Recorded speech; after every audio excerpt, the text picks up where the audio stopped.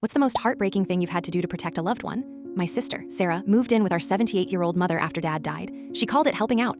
I called it a hostile takeover. Mom has dementia and it was getting worse. Sarah was her gatekeeper. My calls went unanswered. My visits were always supervised, with Sarah hovering, answering for Mom, her voice dripping with fake sweetness. Oh, Mom's just tired today. Then I found out Sarah had scheduled a meeting with an estate lawyer to get Mom to sign over the house. The house was worth nearly $500,000. When I confronted Mom alone for a rare 5 minutes, she got defensive. Sarah is a wonderful daughter, she takes care of everything. I could see the fear in her eyes, but the conditioning was too deep. She believed the lies. I was desperate. I knew Sarah was threatening her behind closed doors, but how could I prove it? Mom would never admit it. That's when I thought of Elsie. Elsie was my mother's porcelain doll from the 1940s. It was her most prized possession, a direct link to her own childhood. It sat on a special chair in her bedroom.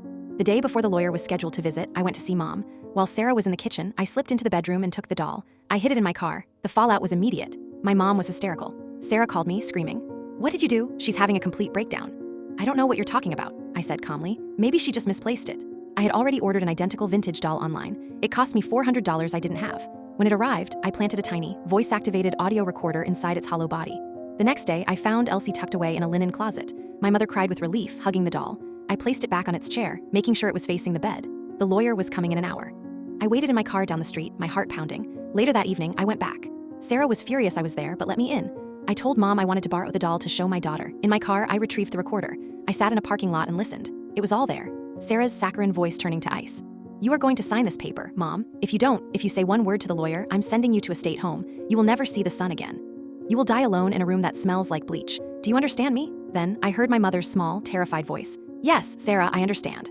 The next morning, I didn't call Sarah, I didn't call my mother. I walked into the police station and played the recording for a detective who specialized in elder abuse. He just listened, his expression grim. He put down his pen and picked up the phone. My sister was arrested later that day.